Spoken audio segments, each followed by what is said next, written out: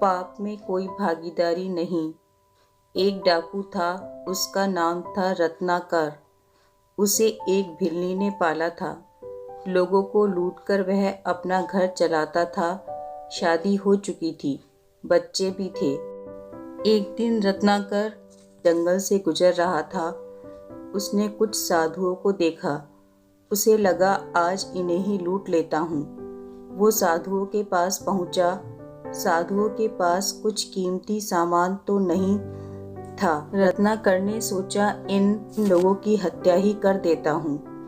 वह साधुओं को मारने के लिए आगे बढ़ा तो एक साधु ने उससे पूछा कि तुम ये सब पाप कर्म किस लिए करते हो? रत्नाकर ने कहा, अपनी पत्नी और संतान का पेट पालने के लिए।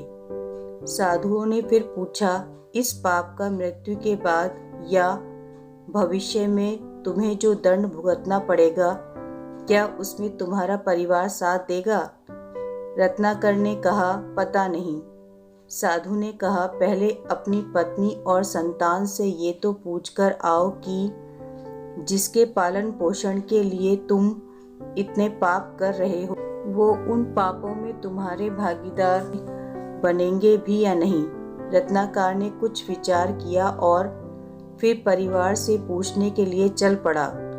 उसने पहुंचकर अपनी पत्नी और बच्चों से पूछा कि जो पाप किए हैं उसमें भागीदार बनेंगे कि नहीं।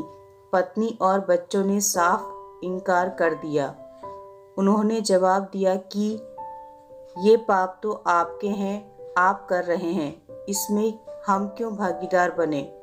हमें पालना पोसना आपकी जिम्मेदारी है, लेकिन हम में से किसी ने आपसे नहीं कहा कि आप हत्या व लूटपाट करके धन कमाइए।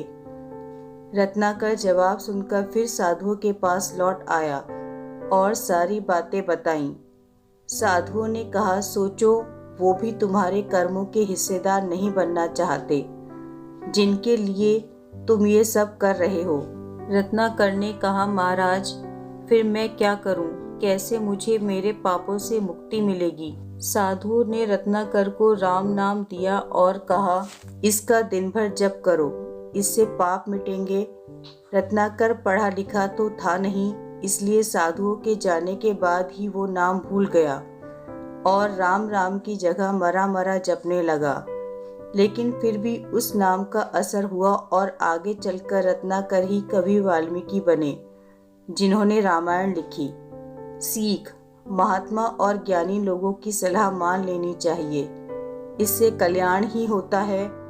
रत्नाकर ने साधुओं की सलाह मानी और अपने परिवार से पूछने चला गया कि उसके पाप में कोई भागीदार बनेगा या नहीं। इस सलाह ने ही उसका पूरा जीवन बदल दिया।